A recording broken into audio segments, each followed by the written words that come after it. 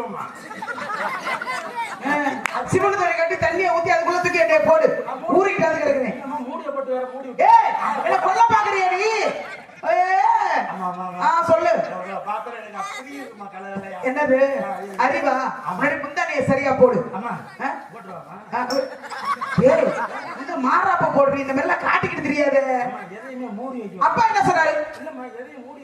ஏன் மூடி வச்சா ஒரே அவசர அடிக்க பூசணம் பூத்து போயிடும். இப்படி திறந்து விட்டா காத்தோட்டமா அது வாடி சேவலியே கிடக்குது.